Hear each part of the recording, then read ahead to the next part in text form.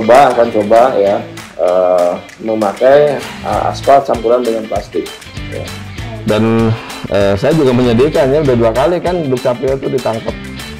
Sabar pungli ya, pungli. Assalamualaikum warahmatullahi wabarakatuh, Sobat GU semuanya, Sampurasun. Rampes. Semoga Sobat GU di sana dalam keadaan yang baik, dan kita di sini di hari spesial edisi pertama GU Talk. Kita sudah bersama Wakil Bupati Garut, Bapak Dr. Helmi Budiman.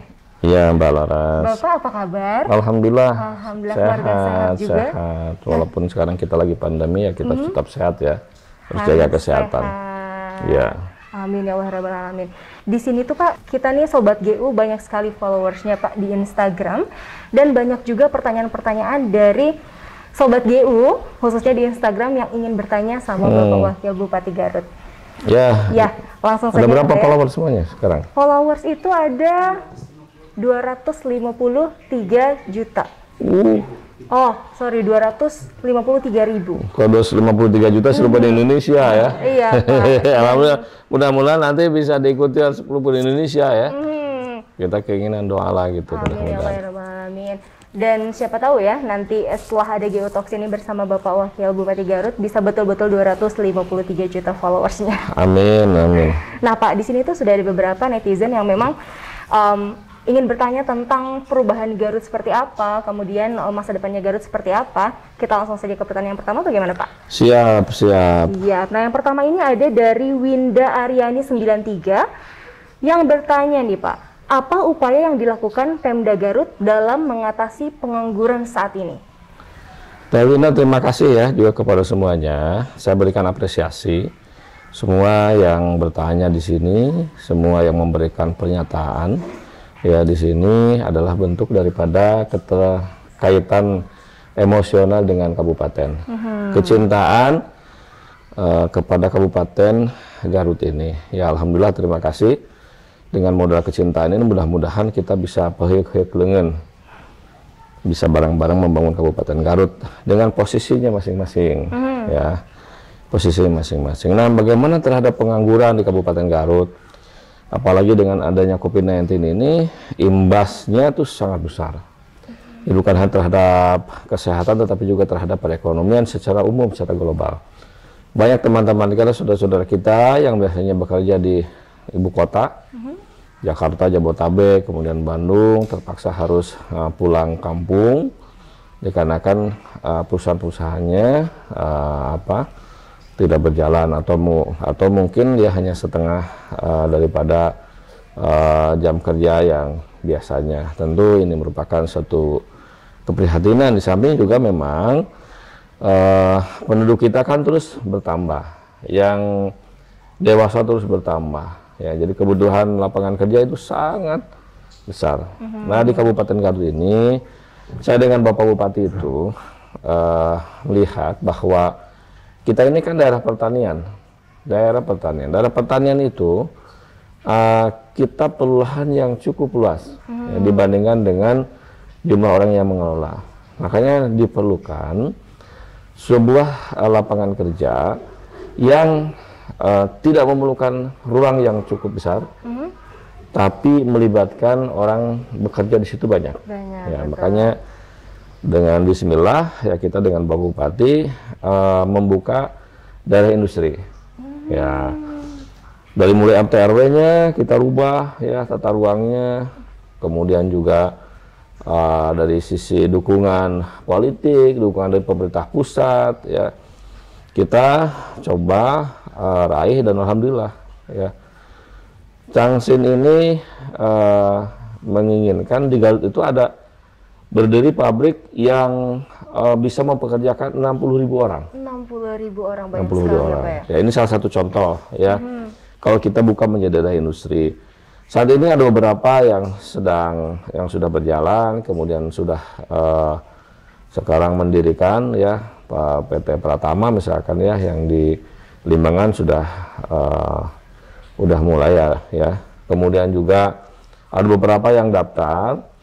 Nah, mudah-mudahan di Kabupaten Garut ini ya lebih dari 100.000 yang bisa kita serap. Amin. Itu salah satunya ya, sektor yang tadi lahannya tidak cukup luas, tapi banyak orang bekerja di situ. Kebetulan di Garut kan tidak semua lahan buat sawah ya, kebun sumber, ada juga lahan-lahan yang kering. Kemudian kita pilih yang lahan-lahan yang memang kalau lah misalkan sawah tak ada hujan. Ya, seperti di daerah Cibatu misalkan ya, di sana.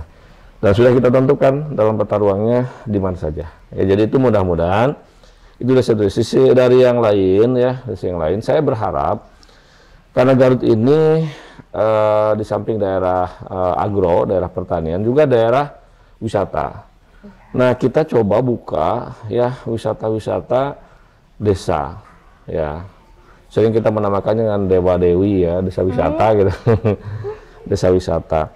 Nah, ini juga salah satunya adalah bagaimana kita menyerap tenaga kerja. Ya, jadi jangan sampai ada di desa-desa kan nganggur.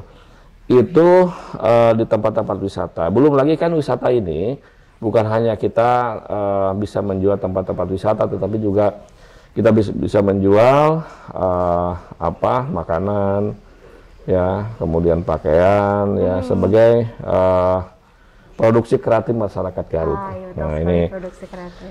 jadi ini mudah-mudahan terus berkembang sehingga bisa menyerap tenaga kerja terutama anak-anak muda, karena memang sekarang untuk pemasaran wisata itu lebih banyak melalui media ya, media sosial, lebih banyak melalui Facebook, IG. Nah, ini termasuk ini Garut Update ya. Saya berterima kasih ya kepada Garut Update juga, karena ini juga mempromosikan Kabupaten Garut tanpa kenal batas wilayah ya. Mau Garut, Jawa Barat, Indonesia, internasional itu kan bisa mengakses ya. Jadi makin banyak ini makin besar perannya mempromosikan Kabupaten Garut, sehingga kalau daerah wisata Garut terpromosikan, orang banyak penasaran ke Garut, kemudian pergi ke Garut, dari Garut bawa oleh-oleh. Nah, ini kan akan menyerap banyak tenaga kerja di Kabupaten Garut. Betul. Jadi harus kerjasama semua pihak sekarang mah ya. Semua tanpa terkecuali, karena semua orang bisa memasarkan sekarang itu. Orang misalkan kemana, ke wisata desa mana aja, di apa namanya istilahnya, dikirim ke IG atau ke Facebook kemana ya, itu orang bisa mengakses langsung. Betul. Oke. Nah, itu dia Sobat GU tentang masalah pengangguran ini. Dan untuk contohnya Garut Update sendiri apa ya, itu merupakan industri kreatif di bidang promosi juga, di bidang sosial media juga, yang mana insya Allah nanti ke depannya mohon dukungannya juga ya Pak ya. Semoga nanti kita bisa jadi media yang besar. Mungkin seperti Rans Entertainment mungkin. Wah, hebat. Iya, bagus ya. Nah, Pak, itu tadi untuk masalah pengangguran, mungkin nanti dari pihak pemerintahnya juga kita bisa langsung lihat ke Disnaker Trans ya Pak ya? Ya. Bisa ngobrol-ngobrol langsung sama pihak dari... Iya, Mbak Winda ya tadi ya silakan nanti. Betul. Kan kita di Disnaker Trans juga pelayanan kartu kuning juga kita semuanya enak lah sekarang ya, tempat pelayanan kita di Disnaker Trans. Silakan ya, kalau misalkan membutuhkan kartu kuning bisa langsung ke sana nanti ke dinas itu. Baik, nah ini pertanyaan yang kedua Pak, namanya dari coldice.am. Katanya adakah rencana yang dilakukan untuk kemajuan pendidikan di Kabupaten Garut? Ya, alhamdulillah ya. Jadi kan Garut ini secara global itu adalah agrowisata ya, core bisnisnya itu, core bisnisnya itu. Tapi secara umum pendidikan di kita itu kan kita sepakat ya bahwa pendidikan itu adalah nomor satu. Ya, betul sekali. Jadi semua kita bisa raih dengan pendidikan. Anak-anak muda kita bisa berhasil dengan pendidikan. Garut sendiri bisa berhasil dengan pendidikan. Namun memang IPM pendidikan kita masih tergolong kurang memuaskan lah kita ya. Itu. Jadi di angka rata-rata angka lama sekolah saja masih 7,5 atau 7, sekian lah, 7,6, 7,8, ada kenaikan lah ya, ada kenaikan yang signifikan. Jadi memang untuk pendidikan ini perlu mendapatkan perhatian khusus ya, termasuk misalkan kita kenapa merekrut guru ya, guru menjadi P3K, walaupun memang masih banyak yang belum kita rekrut, karena kita sesuaikan juga dengan APBD kita sesuaikan. Kalau kebutuhan memang sangat besar untuk PNS itu sangat besar untuk guru ya. Jadi untuk pendidikan dasar saja memang kita ini perlu kita tingkatkan ya. Termasuk untuk perguruan tinggi juga ini peluang kita sangat besar ya. Pendidikan di Garut itu sangat besar. Kita penduduk kita sangat besar. Kemudian juga jumlah lulusan SMA juga sangat banyak. Jumlah lulusan SMA yang terserap atau yang kuliah itu kan hanya sebagian kecil saja. Ini kan masih banyak. Kalau misalkan kita susun, karena walau kita sentralnya misalkan sentralnya wisata, nanti kan ada sekolah ya. Kalau ke Garut itu di samping wisata juga bisa sekolah gitu. Kalau misalkan dengan kesehatan ya, bisa wisata ke Garut juga bisa sambil berobat di Garut gitu ya, gitu. Iya, jadi orang nanti akan tertarik, oh saya menyekolahkan anak saya di Garut karena saya kalau nengok sekalian aja main ya, sekalian Nah ini kan sebenarnya punya daya tarik tersendiri ya untuk Kabupaten Garut ini. Ya jadi untuk pendidikan dan bukan hanya pendidikan formal. Pendidikan yang informal ataupun non formal, ya non formal misalkan ya seperti pesantren. Ini kan pesantren kan cukup banyak. Oh betul sekali Pak. Yang berizin yang mengajukan izin ya, yang terdaftar di Kementerian Agama itu 1.500. 1.500 pesantren? Iya, yang di luar itu kan pasti lebih banyak ya, yang belum mendaftarkan diri, yang belum terdaftar itu. Jadi memang Garut ini potensial memang sebagai tempat pendidikan, pendidikan untuk masyarakat Garut ataupun luar Garut. Nah khusus untuk Garut sendiri tadi perlu upaya-upaya bagaimana meningkatkan IPM yang lebih dahsyat lagi, bekerja sama dengan semua pihak, ya kita sebut dengan pentahelix. Nah, ini sedang berjalan ya, pentahelix ini sedang berjalan ya, dan alhamdulillah ya. Walaupun misalkan masih rendah, tapi peningkatan IPM itu cukup signifikan. Ya, cukup signifikan walaupun memang kalau lihat hasil akhir kita masih jauh ya, masih jauh. Tapi kan kita dari awalnya berapa? Oh, iya betul. Ya, awalnya berapa, kemudian sekarang akhirnya berapa, kita lihat bagaimana peningkatannya. Secara umum kan peningkatan IPM Garut itu luar biasa ya, nomor 2 di Jawa Barat itu peningkatannya. Gitu. Kalau hasil akhirnya kita tentu masih masih jauh dari harapan ya. Itu terus terang itu. Ya, betul, hanya saja jika memang progresnya terus berjalan seperti stabil saat ini, berarti kedepannya akan insya Allah kalau progresnya cukup bagus, peningkatannya bagus ya, konsisten, ini kita akan menyusul daerah yang lain itu. Kenapa? Karena kita memang titik awalnya, starting point-nya juga kita rendah itu. Oh begitu. Ya. Dan untuk pendidikan sendiri siapa tahu nanti kedepannya bisa bekerja sama dengan universitas atau sekolah internasional. Nah contoh ya betul ya, untuk perguruan tinggi misalkan kita kan ada Unpad sekarang di Garut. Nah kemarin saya ketemu dengan Pak Wakil Rektor, kebetulan teman sekelas ya, Pak Arif. Nah kita mau bicarakan bagaimana pengembangan Unpad di Garut itu. Nah, mudah-mudahan lah, saya mohon doanya. Kan di Garut ini perlu banyak perguruan tinggi ya. Di samping ada universitas yang sudah mapan, Uniga, kemudian IPI itu sudah bagus lah. Ada juga yang lain ya, yang sudah yang sudah mendapatkan hati di masyarakat Kabupaten Garut itu. Baik, kita langsung saja ke pertanyaan yang selanjutnya dari Dede Maksum _96. Adakah upaya untuk menangani preman atau pungli di tempat umum, khususnya di tempat wisata, agar memberikan kenyamanan bagi pengunjung? Nah, disinilah ya tadi kita lihat akarnya dulu, akar masalahnya apa? Akar masalahnya kan sebenarnya pengangguran. Ya. Pengangguran ini mungkin ya, saya lihat ini harus segera diakhiri yang seperti ini ya. Masa transisi dari terlalu banyak yang nganggur kepada bagaimana kita menyerap tenaga kerja. Ini harus segera diakhiri ya, dengan banyaknya lapangan kerja. Ya, kalau lapangan kerja banyak kan orang bisa tarik di mana, bisa di mana gitu. Jadi ini memang jangan terlalu lama lah hal yang seperti ini ya.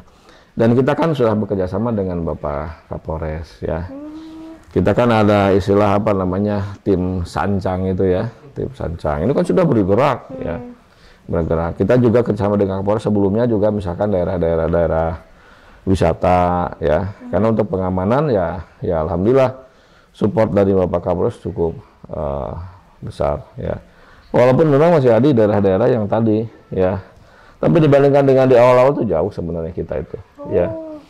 Kalau dibandingkan dengan awal-awal itu. Tapi memang ya masih, saya juga sendiri mengakui masih banyak yang perilaku-perilaku seperti itu, premanisme, nyuci mobil bayarnya berapa gitu kan dan sebagainya. Ini kan tidak boleh terjadi lagi. Gitu. Di samping kita juga dikuatkan di dinas pariwisatanya. Gitu. Berarti memang kalau misalkan masyarakat lebih sejahtera, pungli dan premanisme otomatis akan berkurang atau seperti apa, Pak? Ya, ada banyak faktor di situ. Ya, salah satu faktornya itu tadi kita lapangan kerja, edukasi tentunya. Ya, kita memang belum maksimal di membuat tempat wisata itu ada masyarakat wisata itu masyarakat pariwisata tuh Kompepar gitu ya.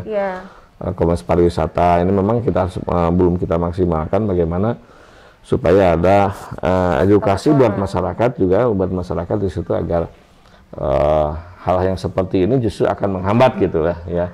Premanisme atau pungli di lapangan itu ini akan menghambat wisata. Penyakit wisata kita itu di situ. Nah, ini kan perlu ada semua pihak di situ ya. Betul. Bukan hanya kita melalui dinas, melalui satpolnya ataupun melalui polisi, Pak Polisi, ya kita semuanya. Ya kita semuanya, termasuk tadi sektor yang lain tadi dengan membuka lapangan kerja sehingga banyak alternatif. Nah sekarang itu memang akarnya itu alternatif lah, kerja itu kan susah di Garut itu ya susah. Makanya kita ada pabrik, ada nanti wisata dan mudah-mudahan ini akan mengurangi gitu. Amin ya rabbal alamin. Nah itu dia Sobat GU tentang pungli dan premanisme tadi. Kita langsung saja ke pertanyaan yang selanjutnya dari Elga Gilang L. Pak, untuk pelayanan capil lebih ditingkatkan lagi karena banyak masyarakat yang susah mengakses lewat online. Ini pernyataan sih Pak, bukan? Iya, terima kasih. Ya. Kami akui kami tuh udah bekerja keras ya, bagaimana menyiapkan. Nah sekarang yang terakhir itu kita akan menyiapkan mesin kayak mesin cetak gitu ya. Jadi nanti bisa langsung nyetak ya itu untuk KTP ya. KTP. Dan saya juga menyediakan ya udah 2 kali kan Dukcapil itu ditangkap. Sabar pungli ya, sabar pungli. Sabar pungli. Itu. Iya. Nah ini mudah-mudahan tidak terulang lagi ya dan terus dan kita juga masyarakat jangan memberikan kesempatan juga ya kepada oknum-oknum untuk bermain gitu ya. Gitu. Kita jangan berikan kesempatan. Saya juga sudah memberikan penekanan kepada Dukcapil. Di samping juga kita sudah coba bagaimana gedung pelayanan ini kita setting yang cukup representatif lah gitu ya. Bisa nyaman gitu ya. Gitu. Kemudian juga penguatan di kecamatan-kecamatan. Nah, ini ya. Gitu ya. Ya kita upayakan maksimal tapi memang hasilnya masih seperti ini. Mudah-mudahan kita terus melakukan terobosan-terobosan sehingga perbaikan-perbaikan bisa dirasakan oleh masyarakat. Amin. Ya mohon maaf kalau memang saya juga akui ini walaupun kita sudah pontang-panting ya gitu ya, tapi memang itu ya inilah proses yang sedang kita jalankan. Gitu.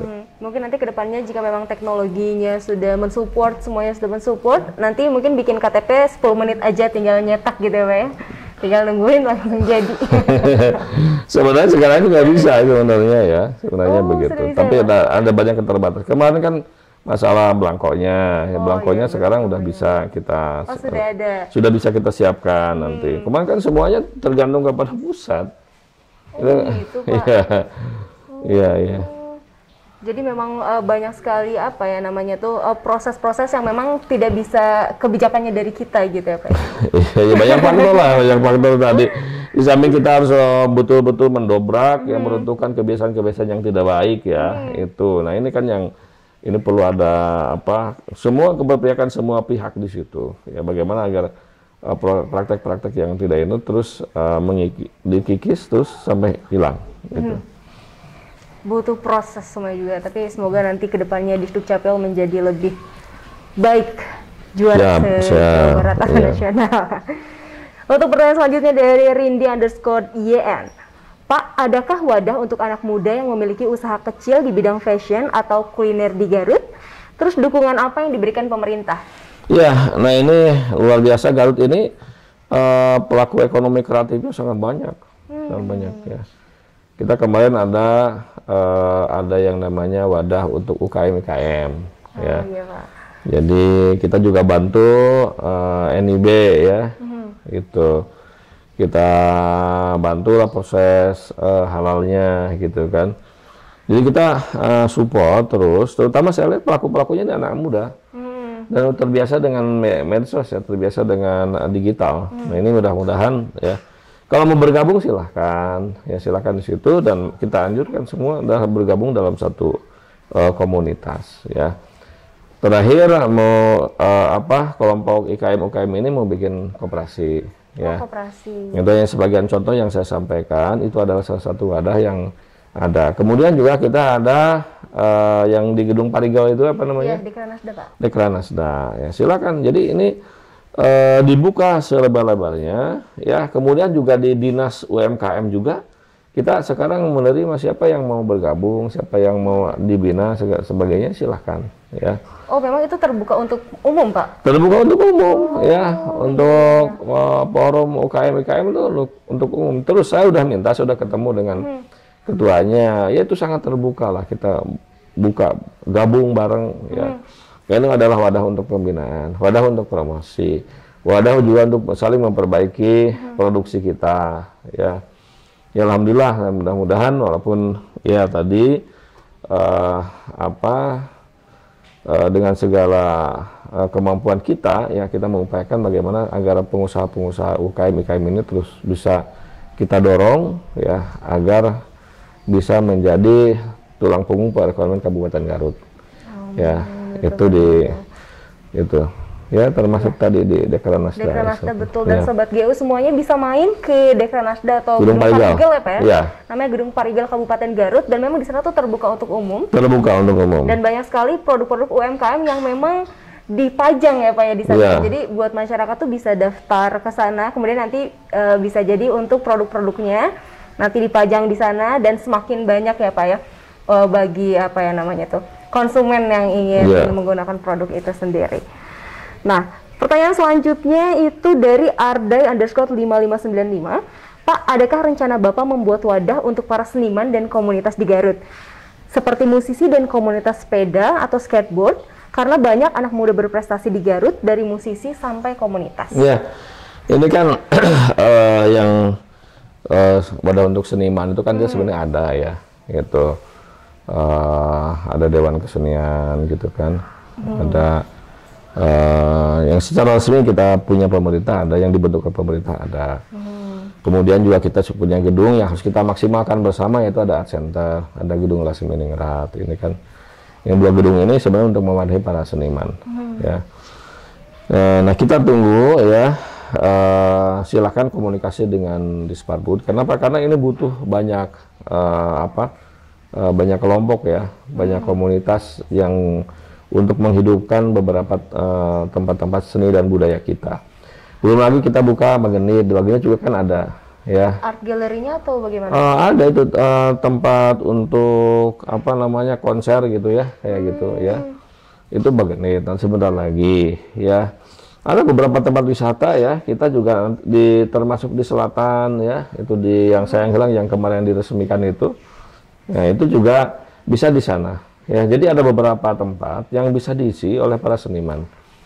Ya, tempat-tempat ini kita sangat terbuka ya. Silakan, saya sudah instruksikan kepada dinas Disparbud untuk mengakomodir, karena kita tidak bisa, dinas itu tidak bisa ngisi tempat-tempat itu, yang bisa mengisi kemudian membuat kegiatan yang yang diminati masyarakat, yang terkait dengan seni dan budaya itu adalah ahlinya. Nah, ahlinya inilah yang kita harapkan bisa mengisi. Para seniman sendiri ya, Pak ya? Iya, ya ini kan sangat, ini kan di sini ada beberapa tempat lah. Ini sangat, pokoknya ini sebenarnya adalah kesempatan.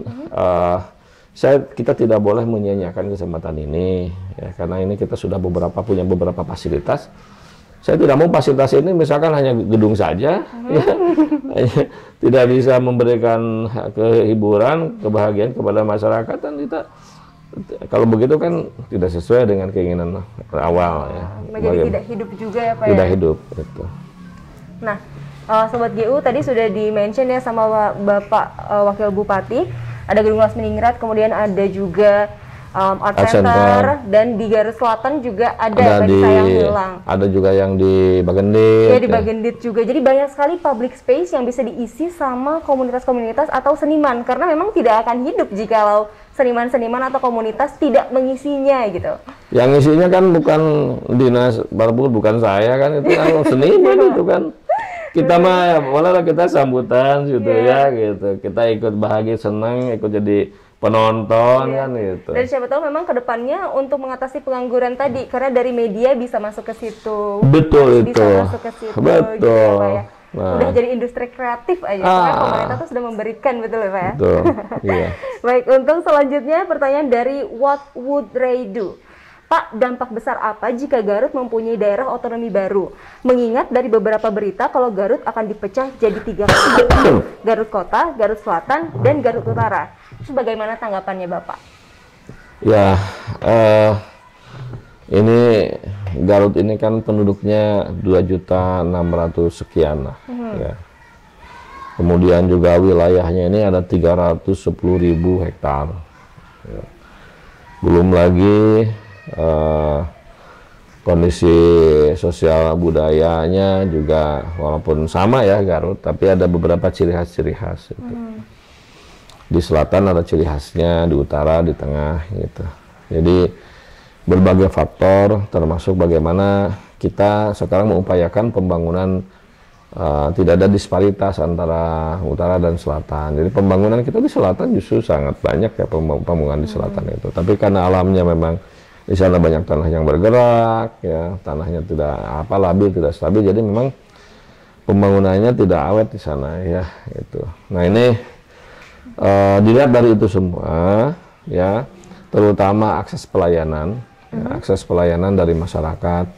Bayangin aja misalkan dari mana, dari Talegong misalkannya ke Garut ke sini 3 atau 4 jam lah ya. Kalau misalkan 4 jam. Nah, kalau misalkan ibu kota Garut Selatan jadinya di mana, di Mekar Mukti, itu kan hanya 2 jam.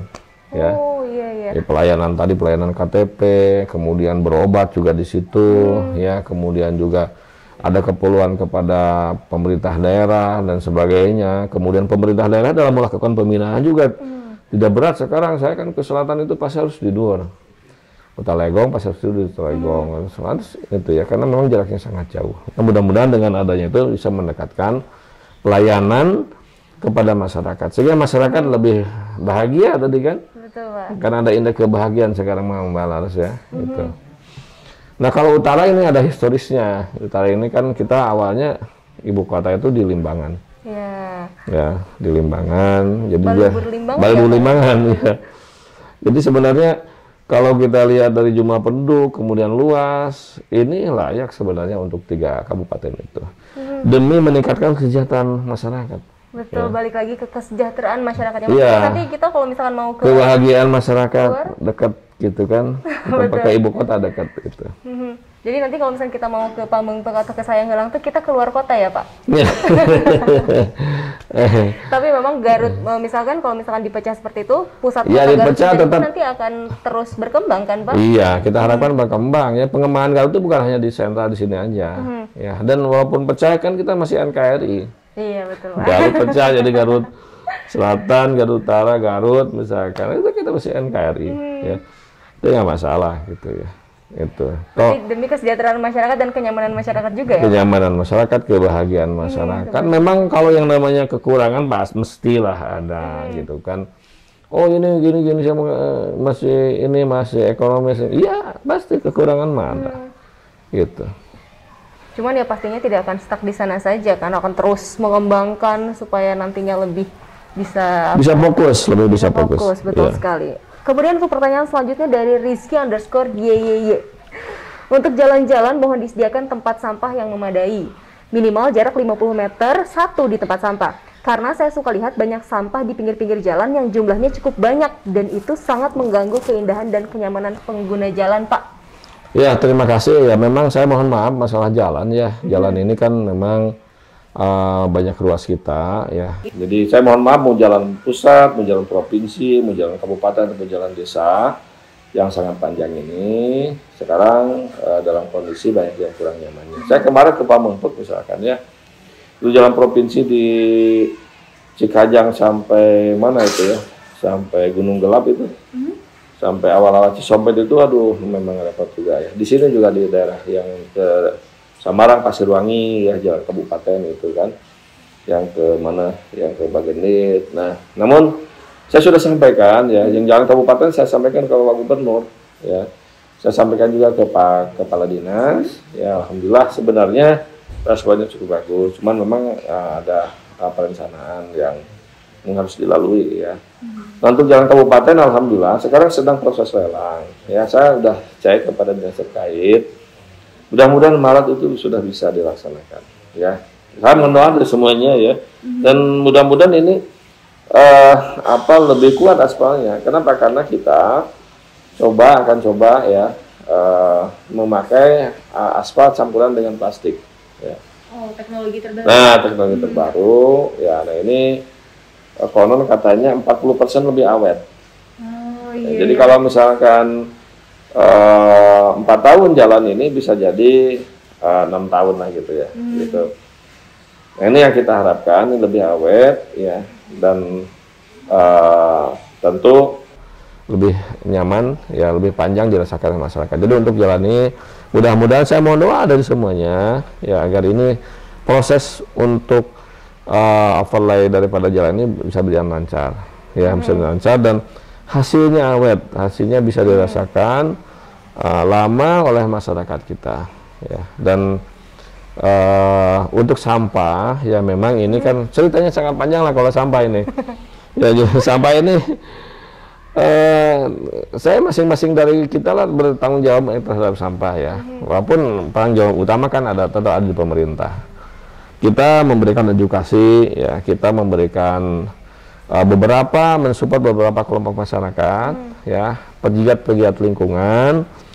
Itu sudah kita gerakan ya, bagaimana sampah ini sebenarnya kan kalau bisa diolah di tingkat rumah tangga ya, itu bisa berkurang sangat signifikan ya. Hanya tinggal 40%. Kalau misalkan ngabuang 10 kresek, itu sebenarnya bisa jadi 4 kresek gitu ya. Oh, sebenarnya bisa seperti itu. Bisa ya, di rumah. Nah, ini juga saya mohon ya, ini dari semuanya, agar tidak terlalu banyak kita ya, terlalu banyak sampah yang harus kita kelola langsung. Jadi ada pemilihan di tingkat masyarakat. Ada juga bank sampah. Kita support ya beberapa bank sampah gitu. Nah, kita berharap ini makin banyak ya, bank sampah, aktivis-aktivis lingkungan yang berkaitan dengan sampah itu. Saya berharap ini baik, kita terus kemarin dengan dinas LH banyak kita ya, dengan kita kumpulkan ya, itu beberapa aktivis sampah yang memang sudah berjalan di beberapa tempat ini. Nah, ini jadi di tingkat perumahan, di tingkat perkampungan ya itu. Nah, kemudian juga kadang-kadang kita juga ada tempat sampah ya. Tempat sampah di sini buangnya masih di pinggirnya. Oh, masih ada yang seperti itu, Pak? Masih ada ya. Ya, ini kan tugas kita dalam edukasi ya, memberikan pendidikan sampah ya. Saya sudah sampaikan, kita rencanakan untuk pendidikan lingkungan di sekolah itu. Ya, saya kalau ke sekolah dan saya sudah minta kepada kepala dinas untuk memberikan pendidikan tentang sampah di sekolah. Saya pernah ke Korea, ke Jepang, di sana itu ya, jadi kuncinya itu ternyata mereka tahun 2000 itu masih seperti kita, gunungan sampah ya. Tapi sekarang alhamdulillah ya, saya ke sana tahun 2016 itu ke sana, itu ternyata sudah bersih. Ternyata memang diawali daripada pendidikan sampah di sekolah. Jadi investasi SDM ya. Nah, kita juga sudah, saya kalau ke sekolah pasti yang saya tanyakan tentang sampah. Saya instruksikan kepada kepala sekolah, kepada Pak Kepala Dinas, kepada guru-guru, tolong ini ada untuk pendidikan sampah ini. Karena memang ini harus diolah kita bersama. Nah, adapun tempat-tempat itu usulan, ya memang kita tambah ya, kita mobil-mobil baru kita tambah. Ada mobil juga yang di kecamatan, itu kan, termasuk tempat-tempat sampah. Memang kalau kita lihat di sini memang masih kurang, terutama tempat-tempat wisata ya. Tempat wisata. Ya.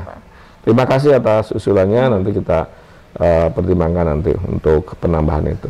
Betul sekali, nanti untuk masalah tempat sampah akan dipertimbangkan, tapi akan sama aja bohong gitu ya kalau misalkan tempat sampahnya banyak tapi masyarakat masih membuang sampah di sungai atau di pinggir jalan. Jadi buat masyarakat, sobat GU semua, masalah sampah ini tanggung jawab kita bersama. Seperti itu. Untuk selanjutnya dari Rika Haf, Pak, kapan reaktivasi tahap 2 jalur Garut Cikajang dilanjut? Ini banyak pertanyaan ya. Karena mungkin mereka sudah antusias Pak mengenai kereta.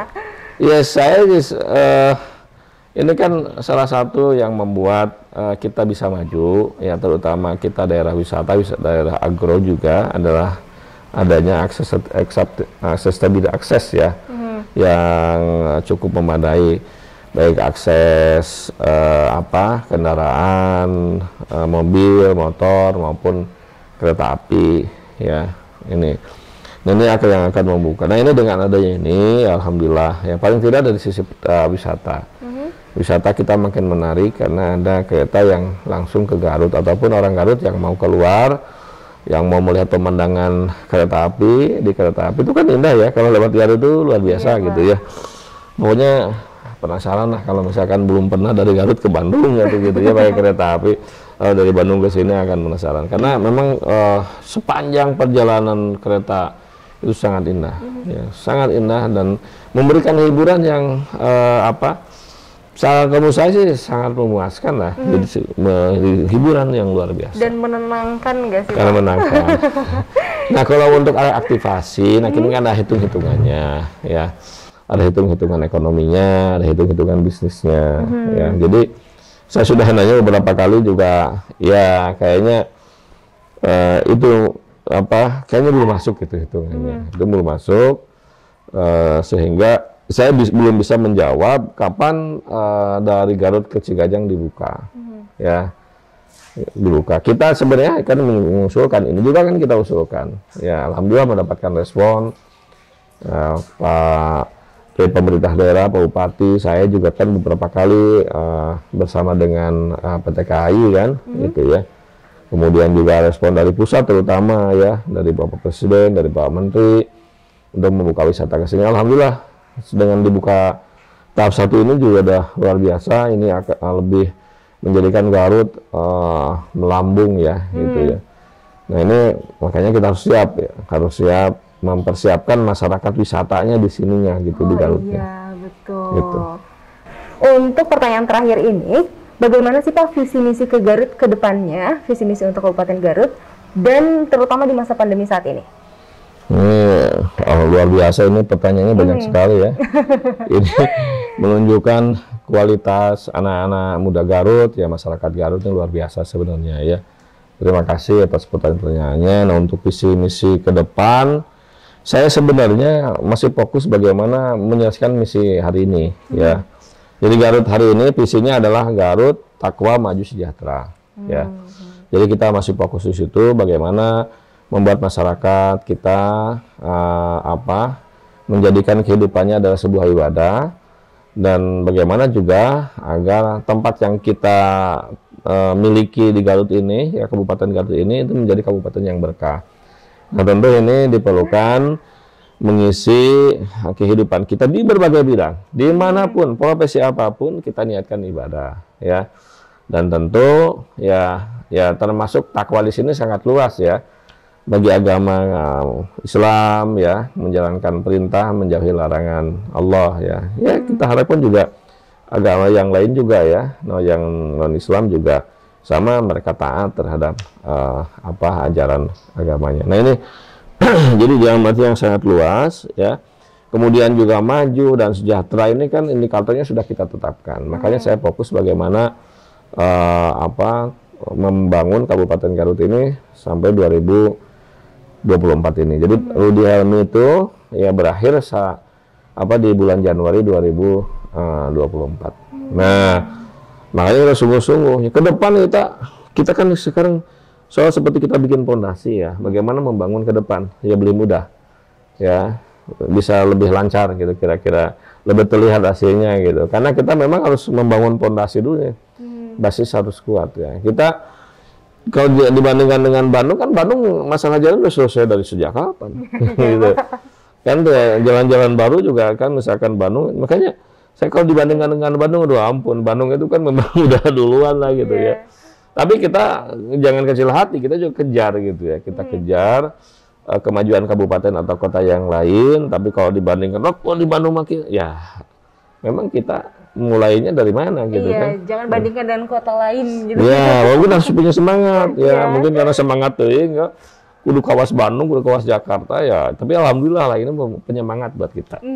Betul sekali. Ya untuk pandemi, ya ini kan kebijakan pemerintah Garut ini mengikuti pemerintah pusat sebenarnya. Ya ada gas rem gitu. Itu secara umum lah begitu ya. Tapi tetap protokol kesehatan dan vaksin merupakan program utama kita, dan juga bagaimana kita menghidupkan di seluruh sektor agar ekonomi kita pulih. Oke. Baiklah, itu dia visi misi Kabupaten Garut, bertakwa, maju dan sejahtera. Kemudian itu dia akhir dari pembicaraan kita hari ini, Pak. Terima kasih banyak, Pak. Ya, sama-sama. Terima kasih. Ya. Dan itu dia di edisi pertama GU Talks bersama Bapak Dr. Haji Hamid Budiman, Wakil Bupati Garut kita. Sekian, Marsanisa pamit undur diri. Terima kasih. Wassalamualaikum warahmatullahi wabarakatuh. Waalaikumsalam warahmatullahi wabarakatuh.